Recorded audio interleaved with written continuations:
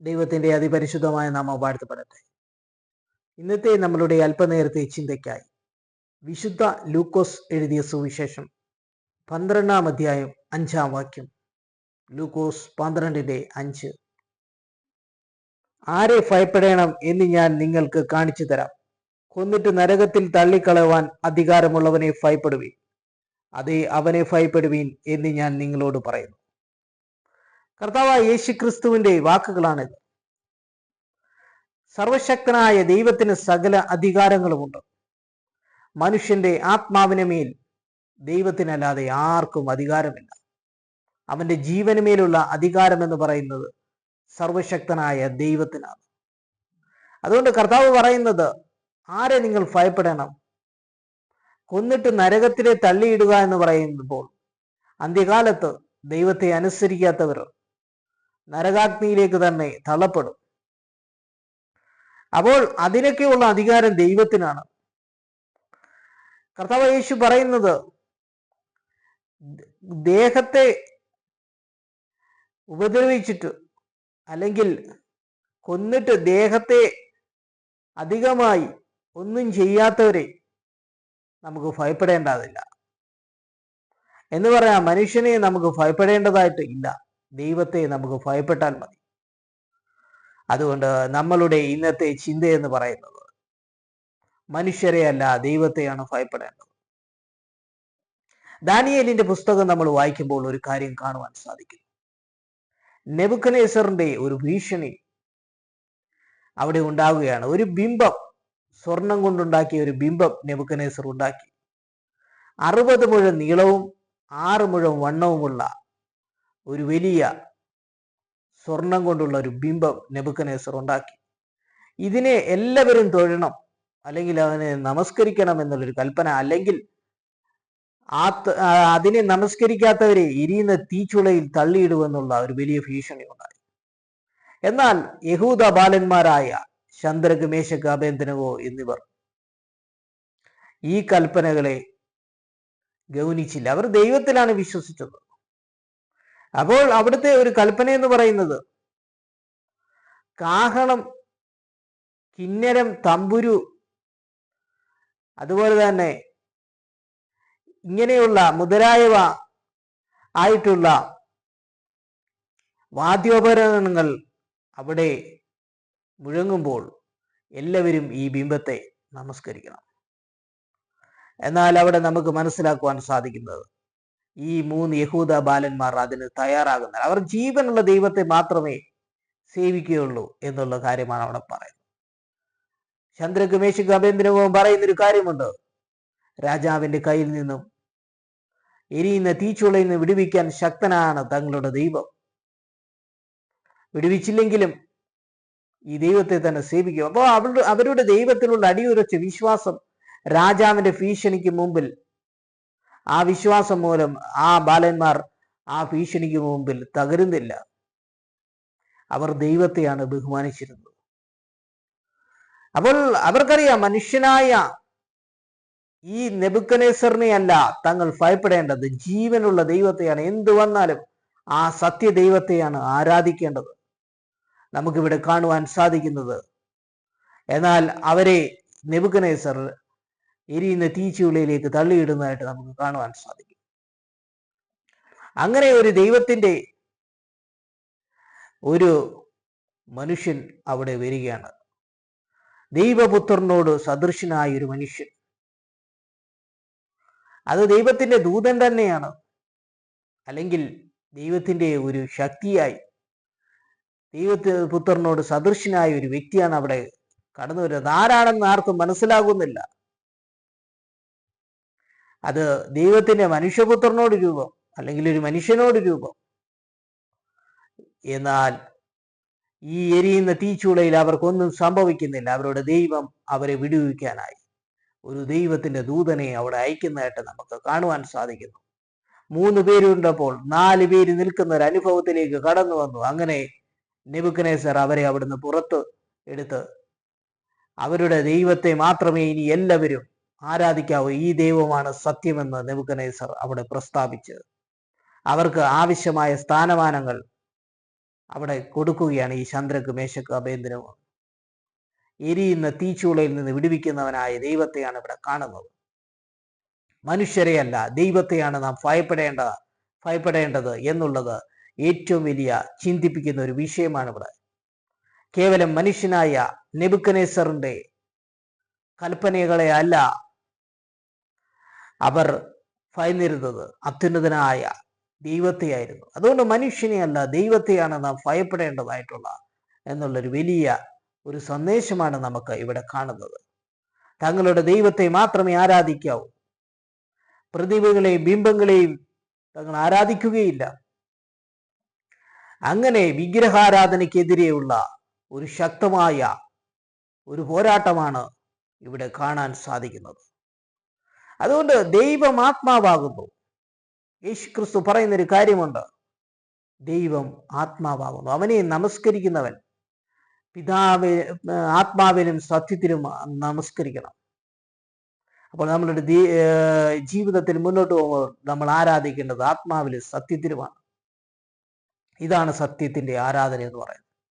സത്യ ആരാധനയ്ക്ക് വിരുദ്ധമായിട്ടുള്ള ഒരു പ്രസ്താവനയാണ് ഇവിടെ കാണുന്നത്. നെബൂഖദ്നേസറിന്റെ ബിംബത്തെ നമസ്കരിക്കണം.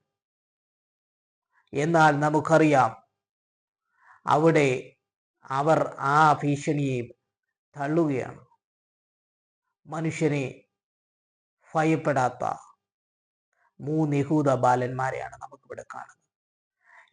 ഈ വിഷയം നമ്മുടെ ജീവിതവുമായിട്ട് തട്ടിച്ചു നോക്കുമ്പോൾ നമുക്ക് മനസ്സിലാക്കുവാൻ സാധിക്കുന്നത്, നമ്മുടെ ജീവിതം മുന്നോട്ട് പോകുമ്പോൾ ദൈവത്തെ പ്രഘോഷിക്കുന്നു എങ്കിൽ, ആത്മീക ജീവിതം നമ്മൾ മുന്നോട്ട് പോകുന്നു എങ്കിൽ, ഒരുപക്ഷെ നമ്മൾ നെബൂഖദ്നേസർ രാജാവിനെ പോലുള്ള പല ഭീഷണികൾ മനുഷ്യരിൽ നിന്ന് നമുക്ക് നേരിട്ടേണ്ടി വരാം.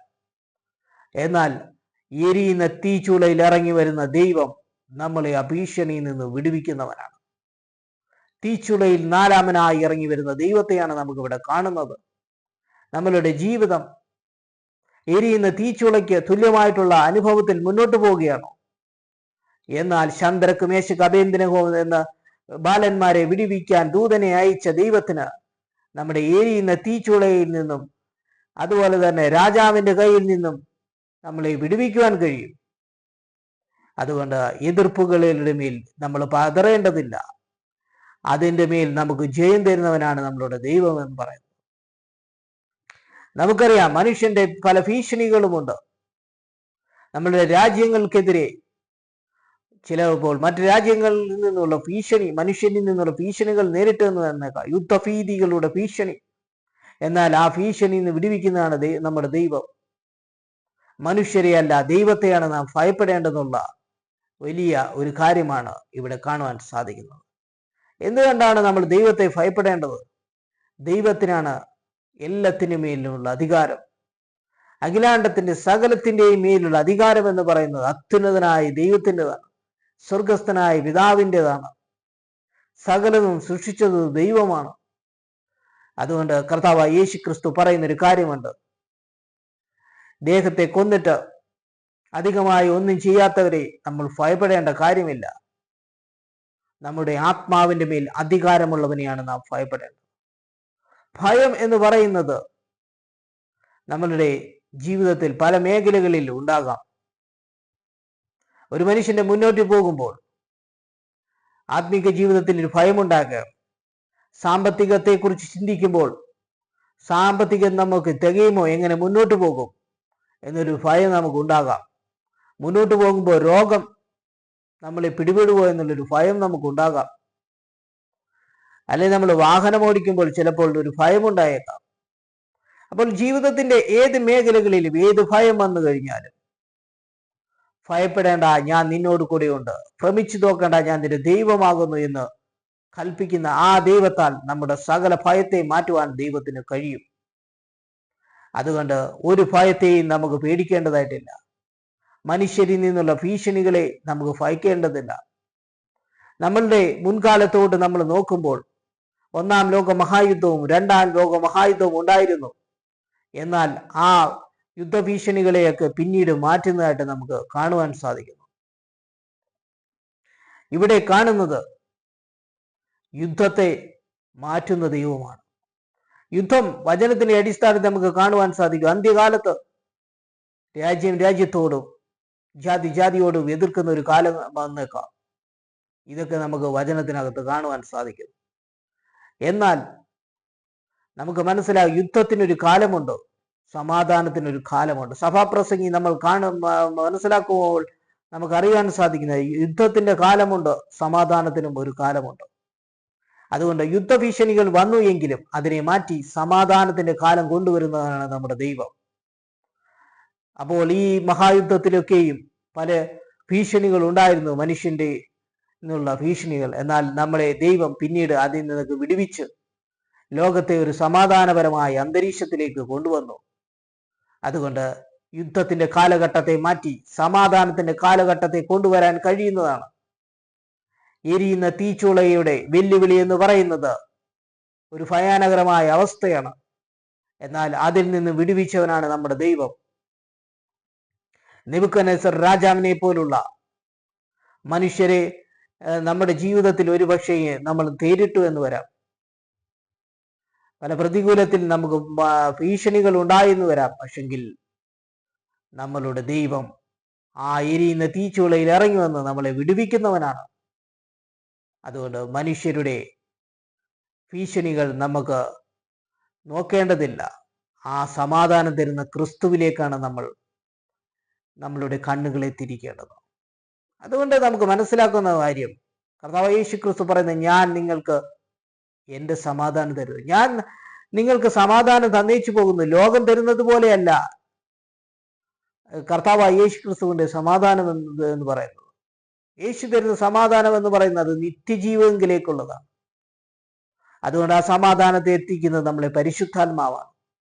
കർത്താവ് യേശു ക്രിസ്തുവിനെ നമ്മൾ രക്ഷിതാവായി സ്വീകരിച്ച് ആ യേശുവിലൂടെ നമ്മൾ മുന്നോട്ട് പോയി നമുക്ക് ആ നിത്യജീവന്റെ നിത്യമായ സമാധാനത്തിലേക്ക് എത്തുവാൻ സാധിക്കും. അതുകൊണ്ട് നമ്മളുടെ ജീവിതത്തിനകത്ത് ആത്മാവിന്റെ മേൽ അധികാരം എന്ന് പറയുന്നത് കർത്താവായ യേശുവിനും അതുപോലെ പിതാവായ ദൈവത്തിനും ആ പരിശുദ്ധാത്മാവ് എന്ന് പറയുന്നത് ദൈവത്തിനുമാണ്. ആ ദൈവത്തിനല്ലാതെ ആർക്കും നമ്മളുടെ മേൽ, നമ്മുടെ ആത്മാവിന് മേൽ ഒരധികാരവുമില്ല. അതുകൊണ്ട് നമുക്ക് മനസ്സിലാക്കുവാൻ സാധിക്കുന്നത്, കർത്താവ് പറയുന്ന ഒരു കാര്യമുണ്ട്, മനുഷ്യരെയല്ല നമ്മൾ ശങ്കിക്കേണ്ടത്, ദൈവത്തെയാണ്. അതുകൊണ്ട് ദൈവം ക്രിസ്തു എന്ന് പറയുന്ന ആ വെളിച്ചത്തിലേക്ക്, യേശു പറയുന്ന ഒരു കാര്യമുണ്ട്, ഞാൻ ലോകത്തിന്റെ വെളിച്ചമാകുന്നു.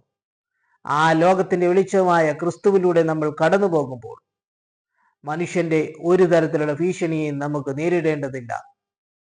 ആ നിത്യതയിലേക്കുള്ള കർത്താവായ യേശു ക്രിസ്തുവിൽ കൂടെയുള്ള വിടുതൽ നമുക്ക് ഉണ്ടെങ്കിൽ ആ ദൈവത്തെയാണ് നമ്മൾ ഭയപ്പെടേണ്ടത്. അതുകൊണ്ട് ഇന്നത്തെ നമ്മളുടെ സന്ദേശം എന്ന് പറയുന്നത് മനുഷ്യരെയല്ല, ദൈവത്തെയാണ് ഭയപ്പെടേണ്ടത്.